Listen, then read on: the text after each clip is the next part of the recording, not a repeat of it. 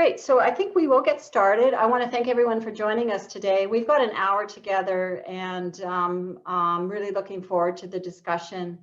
My name is Joy Johnson. I'm the president of Simon Fraser University in Vancouver, Canada. And I say that just in case we do have some international visitors with us here today.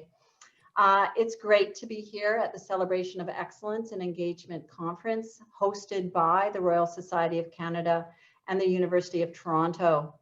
And for this evening's panel on inclusive excellence around the world, I'm really looking forward to this discussion. I want to begin by acknowledging that I am privileged to be speaking to you today from my home in Vancouver, British Columbia, located on the traditional unceded territories of the Musqueam, the Squamish, and the Tsleil-Waututh peoples. As settlers on this land, we have a responsibility to address and repair relations between ourselves and the Indigenous peoples whose lands we occupy. These relationships are at the personal, institutional, and governmental levels. And I encourage you all to think about the lands on which you're situated today as we move forward into this discussion. Equity, diversity, and inclusion is an important focus right now for universities and for other organizations across Canada and around the world. I think we all recognize that the pandemic has really revealed deep inequities in our society, as has the Black Lives Matter movement. It's also made us more aware of how racism is institutionalized. In this panel, we're going to discuss the idea of inclusive excellence, its origins and deployment in the post-secondary sector and related agencies, and the policies and strategies that can help advance the goals of equity, diversity, and inclusion. So I want to begin by giving a warm welcome to our panelists, and maybe as I mentioned your name, you can give a wave so people will know who you are. First of all, I'd like to welcome Sheila Cote-Meek. She's an inaugural Vice President, Equity, People and Culture at York University. Sheila, it's great to have you with us. I also have with us today Wesley Critchlow. He's a professor and Associate Dean Equity Chair and President's Equity Task Force at the University of Ontario Institute of Technology. Wesley, thanks for joining us today. And Danica Gusney, Vice President, Research Grants and Scholarships Directorate at NSERC. And finally, we've got Melinda Smith, Vice Provost of Diversity, Equity, and Inclusion at the University of Calgary. So thanks all of you for being here today. What I'm really excited about with this panel is that we've got different perspectives from the universities and from the granting agencies and from different types of institutions. Really looking forward to the discussion. So my job today is to ask some questions and also look forward to the opportunity for those of you who are with us today to have an opportunity to ask questions. And to do so, I'd encourage you to put a question in the chat, or eventually I might open up the opportunity for people to ask questions as well. So let's get started. And I think the first question I'd like to pose is really the very broad question of the day, and that is, what is inclusive excellence?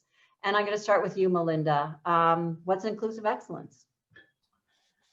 Thank you very much for the question, and thanks to the Royal Society for inviting me. I want to begin by just noting that I am speaking to you from the traditional territories of the people of the Treaty 7 region in Southern Alberta. I'm at the University of Calgary. So the term, I want to just make, I guess I say a few things. There is no consensus on the concept of inclusive excellence. Since it emerged in the US and has, I think it's spread globally. So we know that in Canada, we see its use in the Universities Canada principles of inclusive excellence. In the OECD, we see it used in terms of teaching and learning. The Royal Society in the UK uses it to talk about research and research ecosystem. And of course, the Royal Society of Canada likewise. And then we see the concept now in various university strategic plans in terms of whether at McMaster or University of British Columbia. In all these various iterations, what I think is interesting is that the concept is referred to as a set of principles. It's referred to as a set of practices about how to interweave or intersect inclusion and excellence. And then it's also seen as a strategy. But the concept stretching in a way challenges to think about what's at stake in using the two terms, inclusion and excellence, together. And I think what it speaks back to is the very idea that equity and excellence, or inclusion and excellence, have been seen as polar opposite, as in tension, as competing against each other. That in some sense, the more excellence you have, the less equity or diversity you can have, or the more diversity you have, the less excellence you have. And so the concept, I think, comes at a very important moment when we're trying to disrupt this idea of equity and inclusion as in competition rather than as informing each other. So the way I tend to think about it is more like actually to borrow from, I think, the American political theorist, Wendy Brown, who thinks about it as an immanent concept, so to speak, which means if we think about the concept of inclusive excellence, it is one which is provoking growth within itself. So that, and it's similar to the word justice. Justice is not just the way it's expanded. It's not a static definition, but it's rather, if you can think about it as a process, or it's not an endpoint, but a way of thinking and prioritizing what we are trying to get at. So we're trying to get at fairness, which means we want access and success for very diverse students, faculty, and staff. We want access and success in research for very diverse students and faculty. But this grammar, this new grammar, also is contesting the old grammar, which assumed that excellence is exclusive, or it's fixed in one group, or so, and it's forcing us to expand our conception of excellence, to think about ways in which our knowledges, our research, our engagement can be more expansive, and being more expansive, it actually enhances our excellence. So sometimes people say, well, if you have excellence, if you have diversity, you can't have excellence. And what inclusive excellence is trying to say is, without inclusion, your conception of excellence only reaches a certain point, but that you are actually excluding vast swaths of the population. And in doing so, you are also excluding diverse bodies of knowledge, diverse bodies and bodies of knowledge. So I think part of this expansive process is to say, we want to be disrupting the status quo conceptions. I'm not yet persuaded we have reached the idea of what the inclusive excellence will look like on the other side, because it's a process. It's not an end goal. And we are engaged in that process. So we are saying things like diverse perspectives, diversity of methodologies, diverse knowledges will emerge, that we'll have more critical thinking in the classroom. We'll have more critical thinking, more innovation and creativity because of these diverse perspectives. So we are trying to say that as a consequence of a greater inclusion, we will have these other things. But that process of what exactly inclusive excellence will look like on the other side is one that we are currently engaged in articulating and thinking through. Thank you. Thanks, Melinda. That's really helpful. Sheila, what would you like to add to this? Different perspective, or do you want to build on what Melinda offered?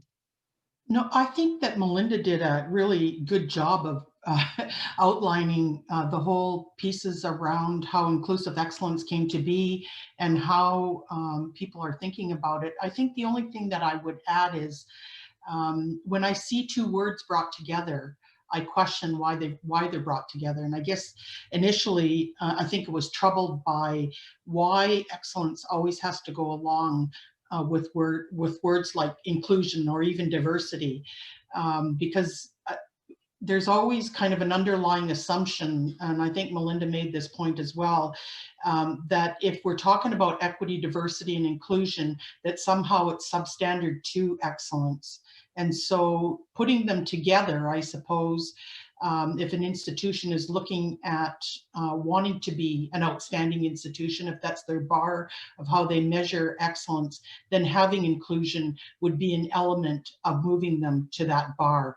I still find it a little bit problematic to have the two terms together, because it also, on the flip side of it, makes you think about the piece around inclusivity. Why shouldn't it be just able to stand on its own as just being excellent in just itself? But I understand why it's being utilized in institutions. And even when we think about some of the earlier approaches to equity focused a lot on numbers and representation. And although we still have an underrepresentation of a number of equity deserving or equity seeking groups, and we still need to have those metrics, the whole pieces around diversity and equity in institutions has moved far beyond that to look deeper at what kinds of things need to happen structurally to bring about change. So Yeah, I would leave it there for now. Thank you. Thank you. Wesley, what are your thoughts on the notion of inclusive excellence? Well, thank you, Joy, for your question. I'd like to first thank the Royal Society for the invitation, and to say that I'm also happy to be on the panel with my fellow colleagues, and to all of those who are attending. In terms of the word excellence, I see it as very vague and at the same time impossible to define. And I get nervous when it is used as to define, and in particular around criteria for decision making, how major research grants are evaluated, how tenure and promotion is taken up, how students' evaluations can be used in certain ways against historically marginalized groups. I think the concept also can be seen as one in which skills and achievement skills within any given department is very flexible. So the question of excellence is, how can we be flexible to expect and encourage a range of expertise so that different elements of our work is valued? And I'm not sure we really get to that notion of difference when we talk about excellence, because excellence seems to be a fait accompli. And where much of the better, we would do much better, I think, if we help people pursue ambitions, if we help people pursue goals, if we help people pursue their passion, rather than try to ask everyone to fit into this rigid structure of excellence. There's also the question of senior administrators who have a very different understanding of excellence around university tenure promotion work, and also the question of where collective agreements have worked on definitions. So you will have some universities who may say, excellence is defined in your collective agreement. So then they talk about how excellence is defined in a way that some collective agreements have not been flexible enough to understand racial differences, etc. And how we can be more flexible around defining what this looks like, so it's not used to justify any sort of exclusion in academia. I think excellence also can be seen and I put it in parentheses, as a form of institutional sort of shaming or bullying, where if certain people don't meet certain standards, they can feel ashamed because they're not seen as excellent. So it's a term that in itself can have some heavy institutional baggage around violence, around how we talk about othering and how we include folks and how we don't include folks. And I think this is where EDI has a role to play in helping us redefine the struggles around what does institutional excellence look like, and how do we deploy the term in a way to reduce the kind of tensions and stresses that some folks experience as a result of wanting to achieve a particular standard. What's the role of excellence in indigenization? What's the role of excellence in addressing racial justice? What's the role of excellence in STEM and in social sciences? It's such a broad concept, and I think it's one in which it's not that easy to pin down, but it's a complex, fluid definition. And I think we should more be interested in a fluid one.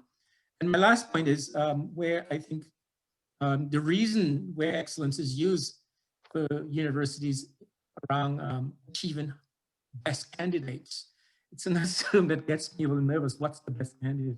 And who's, the whole notion of self-jealous reputations of individuals, and how that gets packaged into this whole notion of excellence requiring us to adjust to something that is seen as a productive way. And I think that there's a book written by, I can't remember the professor's names, it's called The Lazy Academic or something like that. I think that's a really interesting book to go back to and look in terms of, if we talk excellence production, it goes hand in hand. And I think COVID now is showing us that that excellence production challenge requires us rethinking the concept today. Thank you. Thank you very much, Wesley. Danica, you've got to live this out every day, I think, in the granting agencies. You know excellence when you see it. I know you do. That was a, sorry, go ahead. Yeah, tell me, is this a concept that's being taken up by the granting agencies? What's your perspective on inclusive excellence right now? So at one point I was going to open with an anecdote that I recall a reviewer in the not too distant past saying, I know excellence when I see it. And I was thinking to myself, do you? So yes, this is something that we do live within the granting councils each and every day. First, I do want to say thank you to the Royal Society for the invitation, and what an honor this is to be among these incredible panelists. I'm quite humbled being among them. I would also like to pay respects to the Algonquin people, who are the traditional guardians of the land where NSERC is headquartered. As research funders, as you know, our primary job is to provide the grants and scholarships to support research being using peer review to determine what is most meritorious. And as such, we need to actually make sure that we're getting the notion of meritorious and excellence right, and that we aren't creating or exacerbating barriers or biases in the process. So Melinda touched on this in her talk, that there's more than ample evidence that shows that the principles of equity, diversity, and inclusion are fundamental and necessary to achieve research excellence. So to me, that's when we talk about inclusive excellence, we can't really define it, but it's where those principles meet the research in my mind. What does it actually look like? So, some people talk about having just, more diverse research teams, faculty members, students, and administrators, but still working under the same paradigms and premises and structures? Absolutely not. It has to be really a broadening of how we understand excellence beyond these narrow traditional measures that we often see. So for me to describe what I think of when I think of inclusive excellence in the research funding context, I'll use the examples of evaluation criteria and other assessment measures that are in grant evaluations. So research has shown that conventional ideas about merit reflect a narrow understanding of excellence and impact. Some examples, by no way exhaustive, the notion of what constitutes worthwhile or valuable knowledge and where and how it should be shared and used may not and does not often match traditional or cultural practices of different equity-seeking groups. We know that student course evaluations, which are frequently used to assess teaching effectiveness, can introduce gender and racial biases. We know that using citations are also not a reliable marker of research excellence or performance. There are racial and gender differences in the way that papers get cited. There was a recent study that showed that men cite their own papers 56% more on average than women do in some disciplines, for example. We also know from our experiences with program design within the councils that other measures of excellence and impacts may be biased. And so an example, asking reviewers to assess leadership potential or experience in grants programs can introduce biases. And we saw that with CIHR's former foundation grants. So a recent study demonstrated that the leadership criterion in CIHR's foundation program led to women being assessed less favorably than men in the leadership regard. But when you compared the applications on the basis of the scientific proposal only, there was no difference in the quality seen. So this program was subsequently sunset, I should add, and congratulations to CIHR for doing that. These examples show that while aiming for excellence, none of these criteria or measures are inclusive, and as such, they limit the possibility of creating inclusive environments where diverse talent thrives and where rigorous, relevant, and excellence research is created. Inclusive excellence to me needs to encompass the breadth and fullness of diversity and lived experiences across all equity-seeking and underrepresented groups, and it needs to include intersectionality in the approach. It requires all of these perspectives to shape the research agenda, including deciding on the research focus, the questions and methodology, being involved in the data collection, the analysis, and the dissemination of results. This is absolutely critical if we want to have research results that are relevant for the entire society and community and not just a very small portion thereof. So there's countless examples I can think of with medicines, medical devices, interventions, health policies that have been based on experiments or clinical trials, for example, done with men only, and they have had devastating results for the health of women. So I'm thinking things like seatbelts, ill-fitting PPE, diagnosis and treatment of heart attacks, for example. So within the funding agencies themselves, we've been trying to address the broader definition of research excellence by improving instruction to applicants, institutions, reviewers, changing our program design and our evaluation criteria, and getting much better at collecting, analyzing, and reporting out publicly of the data.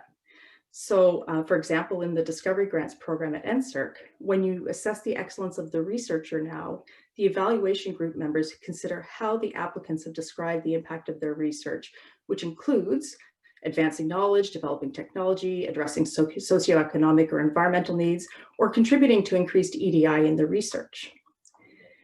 In line with this, NSERC and the other agencies have endorsed the San Francisco Declaration on Research Assessment, or DORA, which supports the development and promotion of best practices in assessment of scholarly research.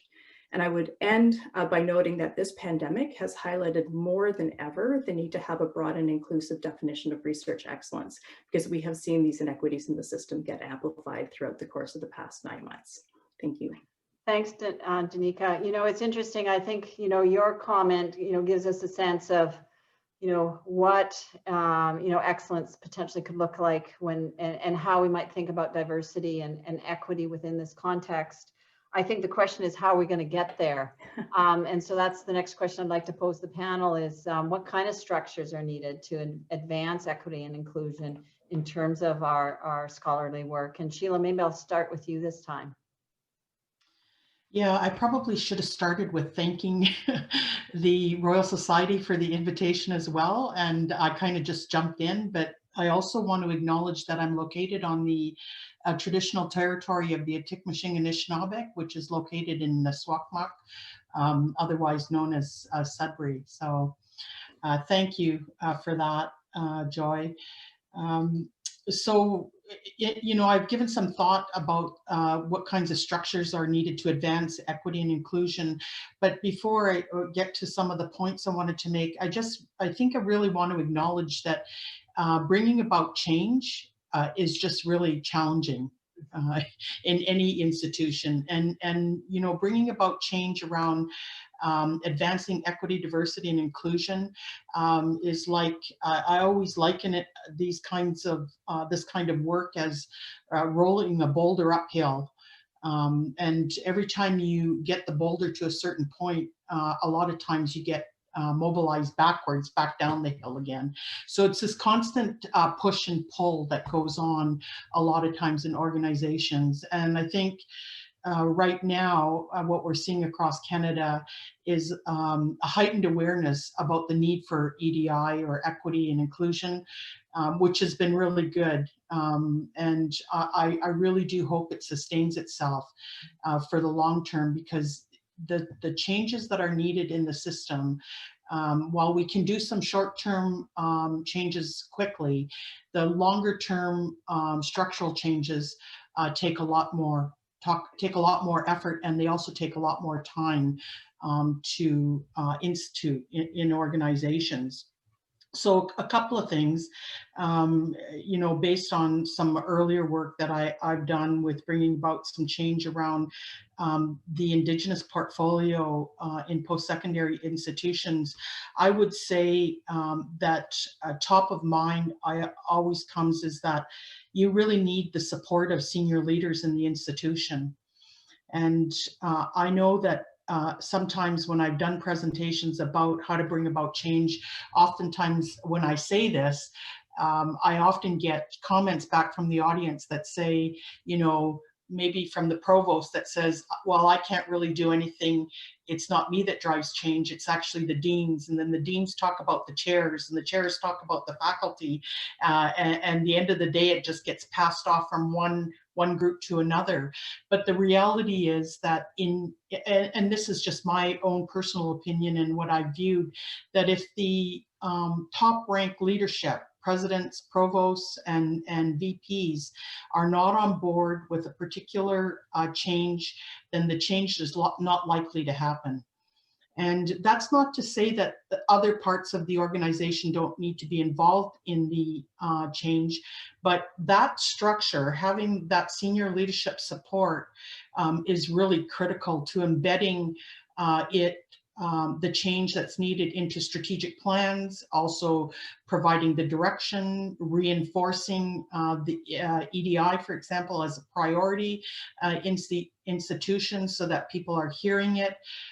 But also senior leaders need to walk their talk as well, need to be showing out there that they're doing something to support the work, but also changing their own practices. So that would be, for me, a really critical piece. The second piece around structural change that I think is needed when we hire people into positions to lead change around equity, diversity, and inclusion, it's important that they have access to decision-making in the institution. If they don't have access to decision-making and access to colleagues in critical areas, it's going to take a lot longer to roll that boulder up the hill. If those kinds of structural things are already put in place, like access to decision-making, reporting relationships are thought through, then moving that boulder uphill, it becomes a little bit lighter and a little bit easier, if you will. The other piece around this is making sure that EDI offices, for lack of a better phrase, are properly resourced, because oftentimes they're understaffed and they're under-resourced with a huge mandate to mobilize change around equity, diversity, and inclusion at the institution. And so being properly resourced, both financially, so that they can do the things that need to do to bring about change, but also in terms of having adequate people resources to assist with leading the change. So those are a few things. I know my colleagues probably will want to add, so I won't take up all the space, but I do have a lot more thoughts on that as well. So thank you for the question. It was a great question. Thank you, Sheila. I've got the feeling Melinda might have something to add on this. I know you've talked a lot about the resources needed, so why don't you take it next, Melinda? Well, I think Sheila already offered incredible insights into what's needed. I think one of the things, so I think an equity, diversity, and inclusion infrastructure is essential. And I don't mean, and Sheila highlighted the ways in which, where they are located and their access to senior leadership matters. So the early iterations of these offices, some were in human resources, some were on the margins of the institution with one or two people. EDI infrastructure or office with academic and non-academic and students, I think is vital. And I think with academics, so we've thought of it as kind of a more managing equity and diversity, and in that sense, then it tends to be, that frames a certain kind of discussion. So the second thing I think, so you need accountability mechanisms. And so who was responsible for seeing, for policy making, who's responsible for data gathering, who's accountable for effecting change. So the infrastructure needs to include a huge capacity to collect disaggregated data and engage in intersectional analysis. I'm going to say it again, it needs data. And without data, I am very skeptical of any claim to be advanced in equity, because I'm saying, how do you know you're making any change or making change where it matters? So it doesn't get measured, it doesn't get done. And I don't mean that everything that's valuable can be measured, but certainly there are some things that need to be measured. And so we actually need a good EDI data collection and analysis process, not just in particular institution, but across the post-secondary sector. And I'm astonished that in 2020, we don't have greater collaboration around a shared, for example, EDI census. I also think we need good policy making and policy interpretation analysis and processes, right? So most of these things pop up in institutions in response to something that's a crisis, for example. Or we need an anti-racism policy, quick, to respond to Black Lives Matter. Or we need trans policy to respond to this kind of thing. We need to think deeply about this, and that means we need policy making capacity. We also need the ability to have the hiring practices, right? The retention policies need to be assessed, and again, that requires data. So let me give you one example, illustrative example. I know I don't want to take up too much time. Do we know who gets into our hiring pools? Do we know who gets shortlisted? Do we know who gets hired? Do we know how long it takes from hiring to tenure and promotion? If we don't know those, if we aren't checking, how do we know what barriers and obstacles exist? It doesn't get measured. We don't know. And then the same with students. Who has access? Which schools are we recruiting from? What's the experience, the student experience on campus? Who finishes? So not just admission, but retention and success. Who gets all our scholarship and awards? So I now see that the tri-agencies are providing equity data on Vaniers or who gets the Banting or these kinds of awards. Good. But are our universities and colleges doing the same thing? So you see the infrastructure, so for me, the EDI infrastructure has to be meaningful. These offices, as Sheila noted, are often understaffed and under-resourced. We have universities and colleges the size of cities, sometimes with a handful of people. Realistically, that's not important. What access do they have to dean's councils, the president's leadership team, the provost leadership team, the board of governors? That needs to be structured in so that it's not ad hoc, but actually, and not additive, but actually transformative. So, and then again, we need a strategic direction plan, which requires EDI literacy. What do we mean by the E, the D, and the I? And I see those used so differently across Canada that we actually need a consensus within institutions in order to affect change. I can go, again, next year I can go on, but I think those are key. That's great, thank you. Maybe I'll turn to you next, Danica. What, from the granting agency's perspective, what structures need to be put in place? You mentioned some of them, but are there some additional things that you would think about? Absolutely. And I just have to echo Sheila and Melinda's points in terms of data, decision-making, accountability, policy-making and processes. Those are absolutely key, especially the data. And I'm sure I will touch on the data later on, because that's for me, the key point in all of this in terms of tracking what we are doing and measuring what the gaps and the issues are. From the funding agency perspective, I would say some of the key structures that weren't mentioned so far are around things like program design, the peer review criteria and the evaluation approach, as well as the governance and the recognition structures. So really quickly, in terms of funding and program structures, there's different approaches we can take. There's those that we can design the focus, like programs that we can design the focus exclusively on building capacity in EDI within institutions. So things like the Tri-Council EDI capacity building grants that were launched back in 2019.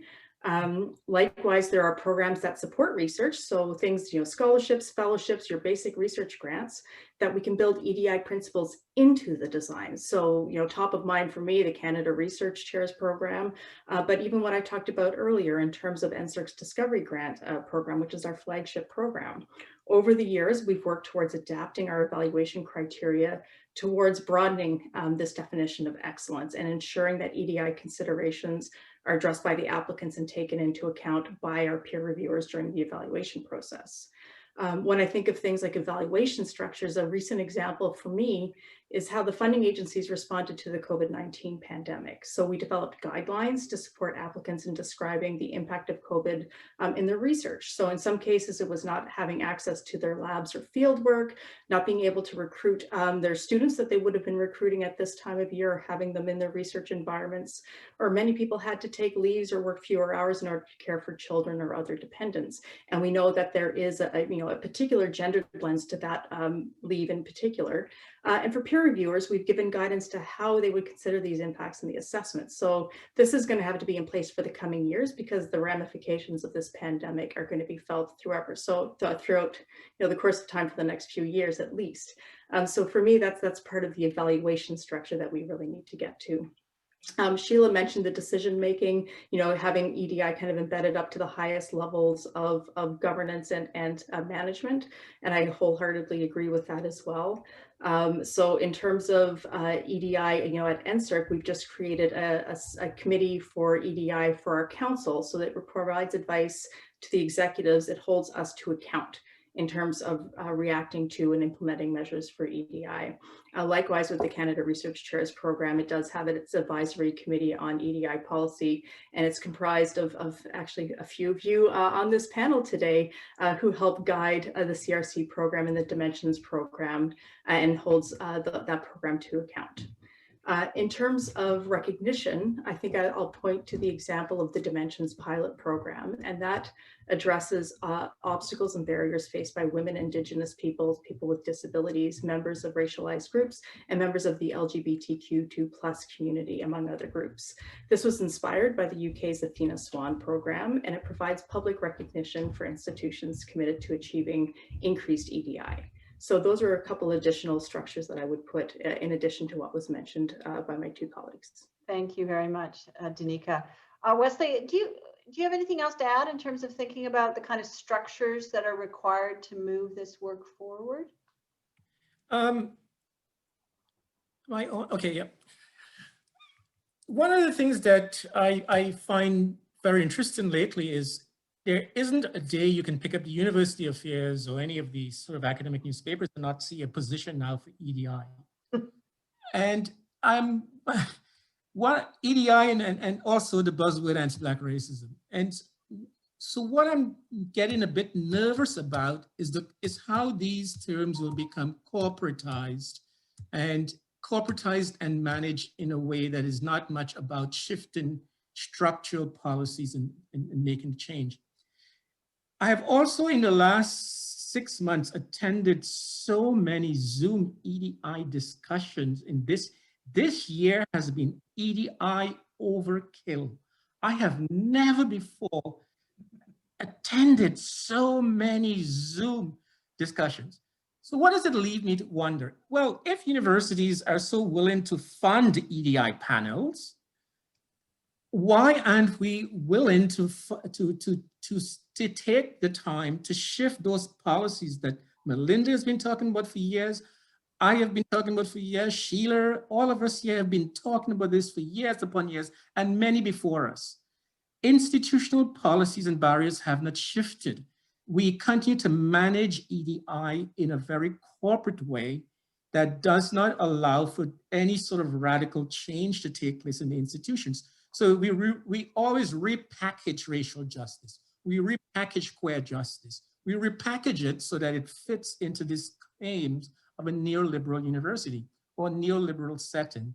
And so when we are talking about change in terms of excellence, I would also like to ask the question about, right now we are dealing with the Decade for People of African Descent.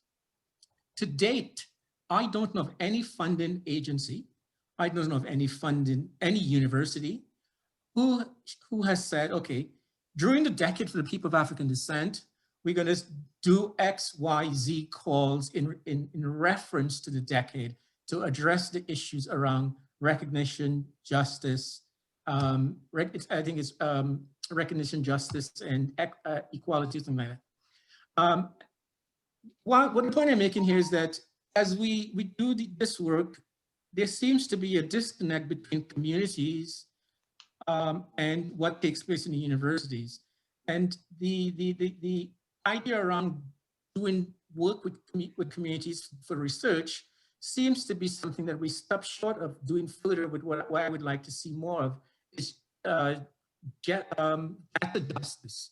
We talk a little about collecting data, but we don't go far enough to talk about justice and conditions to ensure that that data is not misused, or that funding bodies such as SHIRC and CIRC and CHIR, who are funding all these research projects which collect data, should by now create a central data depository source that I should be able to use to go back to find information. It's not that the data is not there. The data is just not centralized in a way that we can access it. So we keep asking universities and colleges to do these surveys and surveys. I am saying I think we have a lot of the answers there already. The problem is in implementing some of this work where we are not prepared to change the institutional templates that have historically benefited from what they see as university norms or institutional norms.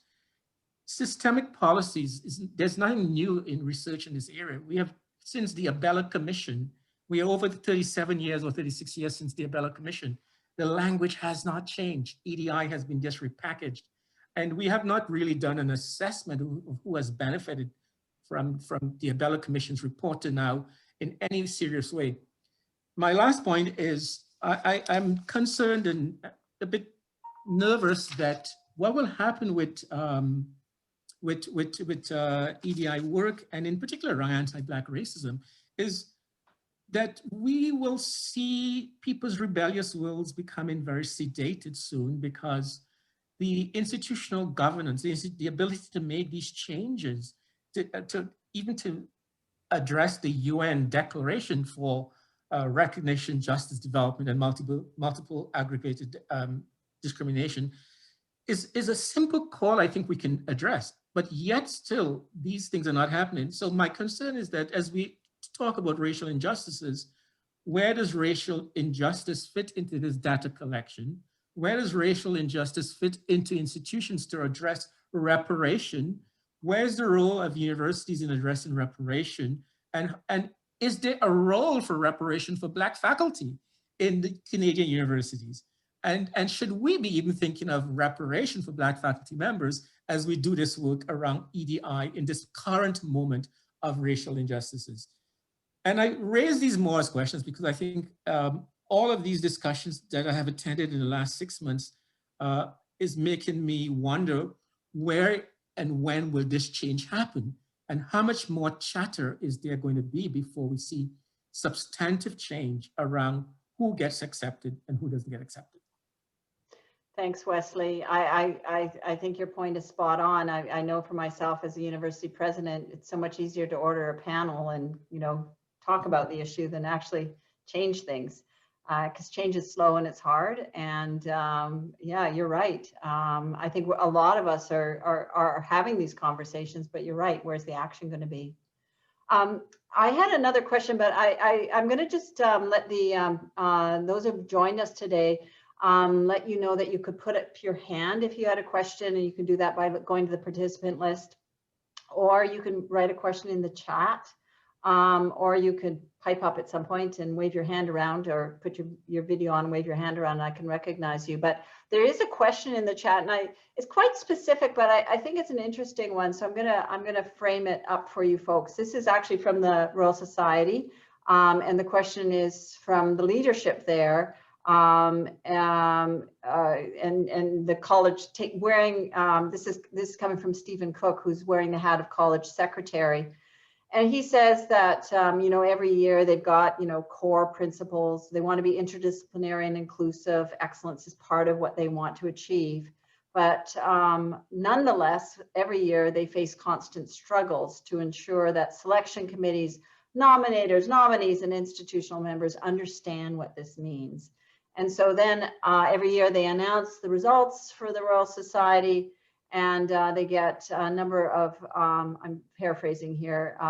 Oh no, I'm not going to paraphrase. I'm going to say, quote, aggressive emails from VPRs and others demanding to know how person A was elected given how person B from their institution, usually based solely on publications and citations, didn't get accepted. So this is the question. And I think, you know, this is the other thing I'd noticed, that everyone here listening today kind of gets what we're talking about. But there are a lot of people out there right now who don't get what we're talking about still. And so the question is, how do we best communicate this? How do we talk to, change is needed out there. So how do we best communicate inclusive excellence, quote, to the masses? And the final bit of this is that, unfortunately, it still is an abstract concept to many. So, you know, we're talking to one another today, but, you know, how do we begin to communicate this? You know, what can be done? Anyone want to jump in on that one? I will give you the opportunity. Melinda.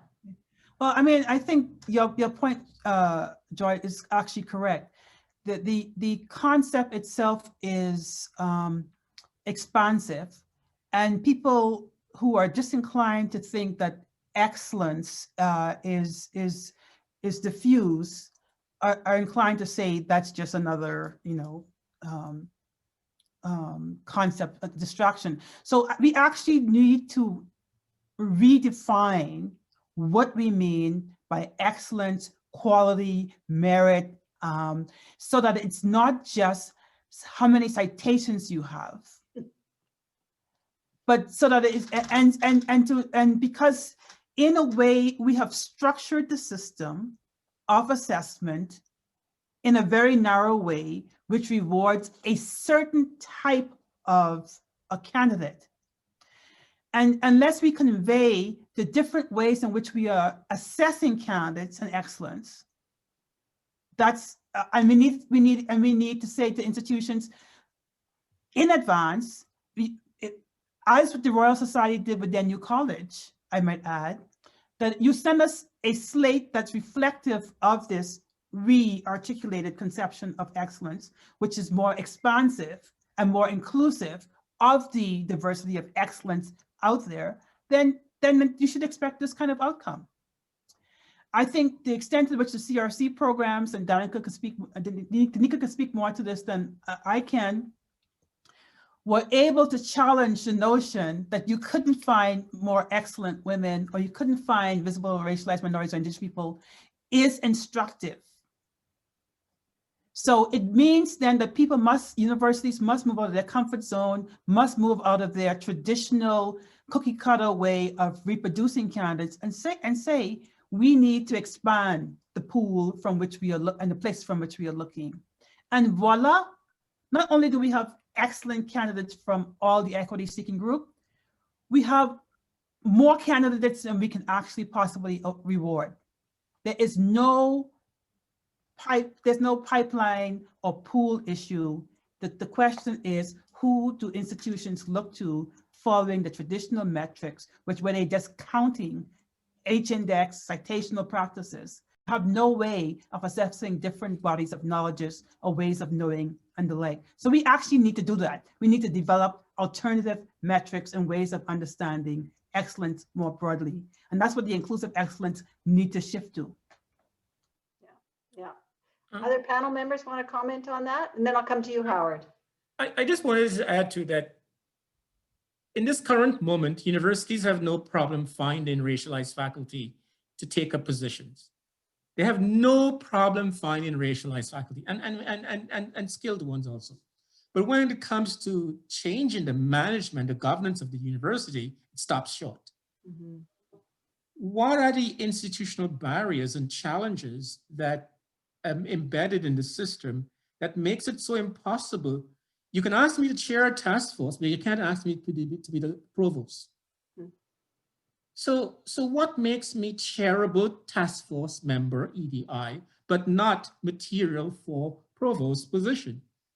Secondly, the way we hire, we reach out to those we want. You know, if you have particular candidates in mind, Joy, you would reach out to them as a president and say, I am interested in bringing you back to my university. This is what I will offer you.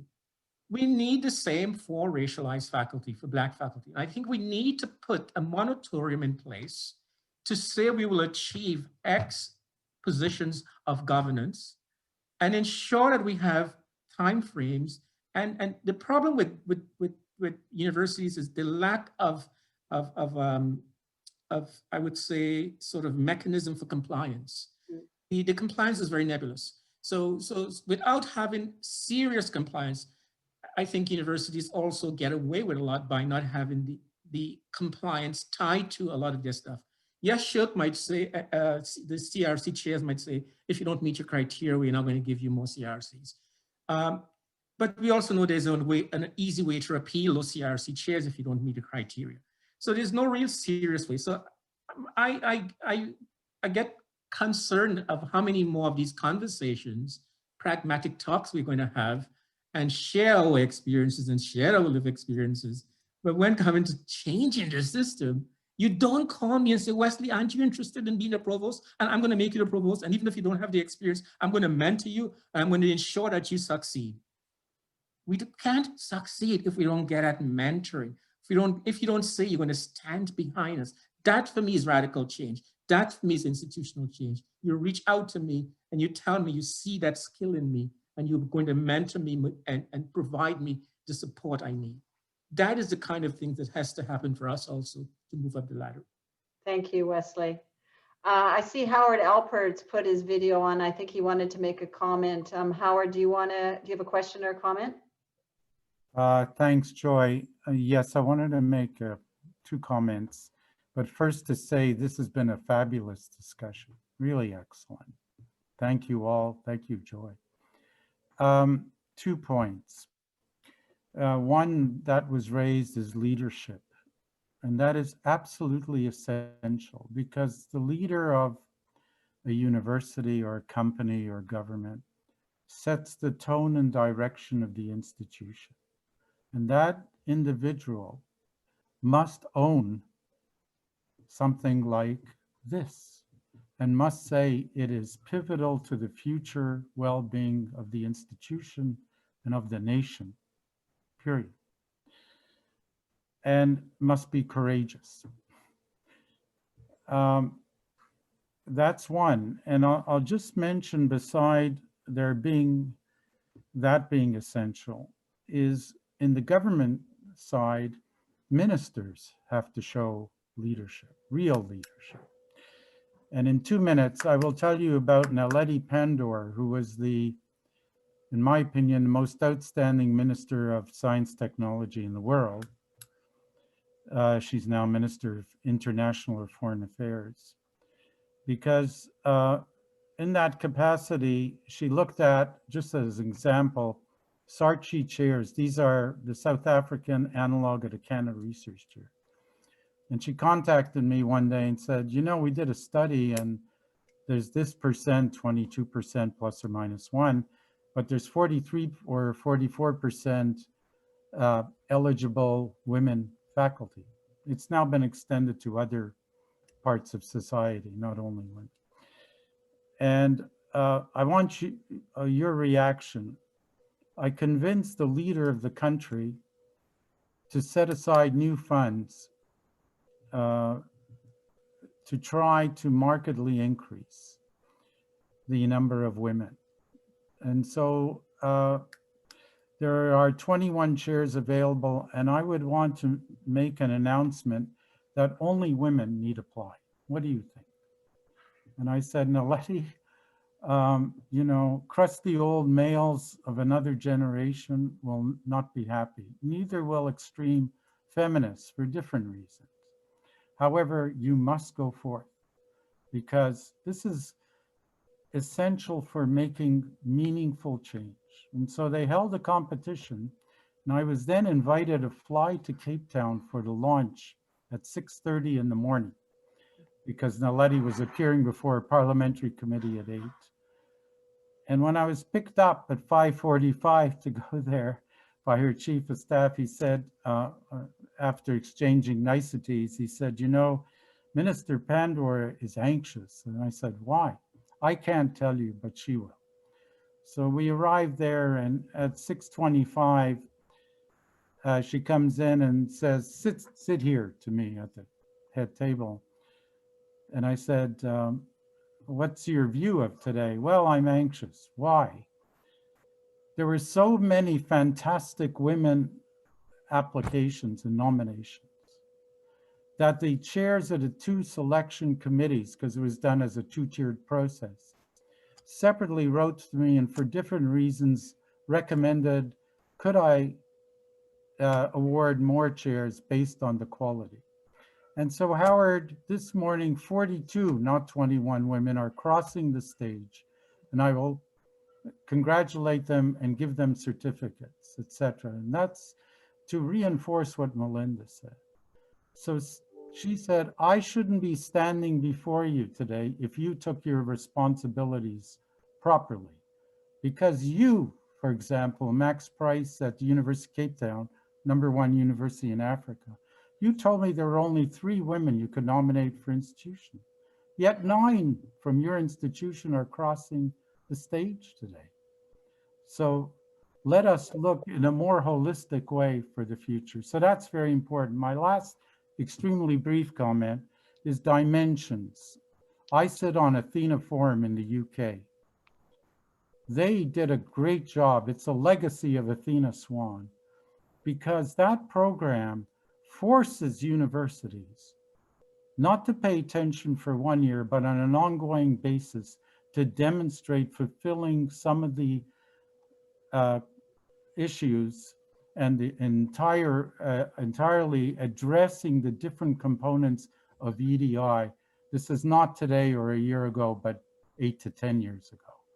So let's move forward in a very positive basis. Yeah. But we do need to be cognizant of these different issues. Yeah, thanks for that example, Howard. You know, I think it points to focused and structured interventions.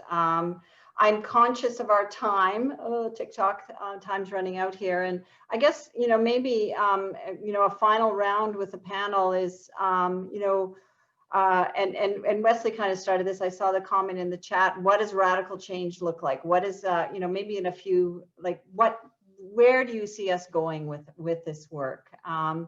And Danica, I'll start with you this time. You know, where do you see us moving? What will radical change look like as far as you're concerned? Radical change. So I'm a bureaucrat, so, you know, bear with me what my definition of radical is.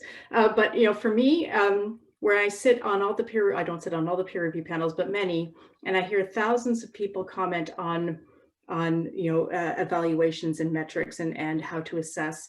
And there's a few where I hear them question, why do we have to consider EDI in this? Why is this even part of a discovery grant or a basic research grant? This shouldn't be part of it. We should be talking about excellence. And where I would like to go is to a world where that inclusivity is actually a known fact and well understood and never questioned, and review can happen with that lens, and that people see the broader definition and see how to apply it, and it's an accepted way of moving forward. That would be a wonderful thing in my world, instead of pushing H indices all the time. That would be great. Sheila, how about you? I just wanted to pick up on one of the points that Howard Alper made, and that was around, you know, when bodies like funding agencies start demanding institutions or researchers to address issues like EDI, that's a really great way to bring about change in an organization as well. You know, sometimes the change in an organization happens because of external forces, not necessarily because we want to do something in any given organization. But I think in terms of thinking about radical change, I've written about transformational change relative to changing systems with respect to Indigenous peoples. And one of the things that I talk about is that a transformative or a radical change is really a big change, an overhaul of a system that is deeply ingrained in its practices. And so we just have to fundamentally change the way that we do things. And once we get at those kinds of big changes, then we have to figure out a way to sustain them. So it is radical, it is big, and it is large, and it requires the whole institution to be changed. Thanks, Sheila. Melinda? Thanks very much. I mean, and I like this comment about whether we engage in additive or transformative change, or what a radical change looks like, because we actually need to ask the question, if we took equity, diversity, inclusion seriously, how would our institutions be different? In other words, we have the blue sky thinking about imagining a world otherwise. So we need EDI literacy, because if someone has to ask the question, why do we need to consider EDI in assessment? That means they don't understand EDI. But because the acronym itself is an obfuscation, we actually need to be clear about what the E, the D, and the I means. We need leadership matters. And I can't say not additive leadership, we need a seat at the table. The tables need to be transformed. And because so many of us from equity seeking groups are on the menu, being consumed, but we are not at the table setting the menu. Okay, so that actually is important. And we need to change the menu or change the tables. And we actually need to be thinking about faculty associations and other actors like that in community engagement, the ways in which, because the students are leading the change. The students are leading the change. I'm not sure we are listening sufficiently, but my view is we actually need to be more attentive to these particular aspects of our universities and community. Leadership matters. Thank you. Last word to you, Wesley. Thank you. I want to go back to the decade. I believe that there's something tangible that universities can hold on to and say, we are going to ensure that part of the decade for people of African descent is in our funding, in our calls. I believe that this is an easy one to accomplish. We want to talk about racial justice at this moment. I think we need to reflect on the UN decade for people of African descent. Some universities in the US have also talked about paying their Black faculty more in relationship to others to address the amount of invisible labor that racialized and Black faculty engaged in around mentoring, community work, etc., and a whole slew of other things. And I thought that was an interesting way to address reparation for faculty members also, that American universities are addressing this in a way that of course, this was a private university, a talk I attended last week, again, another talk, and heard this discussion. And I thought it was very exciting. But I do think that SSHRC and Tri-Council, SSHRC and SSHRC and CHIR already has an abundance of applications in which they know who is doing what. It'd be nice to hear that SSHRC makes an announcement around coordinating that data. It exists. And making it a condition for researchers to give data back to them on their findings. The piece around compliance is missing. I don't want to get too legal, but we don't have enough around a legal compliance for universities and researchers to ensure that this work is circulated in a way that it's more than simply an individual professor or institution doing their work, but a legal framework, for lack of an expression, that brings these things together so that to the extent in which human rights, civil rights, all these different things can be talked about in a way other than simply on a panel of this nature. But we actually have data that we can draw from that SSHRC and SSHRC and CHIR already has. Thank you, Wesley. Well, our hour is coming, well, it's past. So I really enjoyed this discussion very much. I think I'm certainly going to take some lessons from the panel today, both about data, both about accountabilities, both about less talk, more action. So I really want to thank all of you so much for your time today. I want to thank the Royal Society for hosting us for this discussion, and stay safe. Take care of yourselves. Thank you very, very much. Thank you. Thank you. Good night. Good night now. Good night, everyone. Thank you. Sorry, good night, everyone. Thanks. Bye. Thank Bye, you so Danica.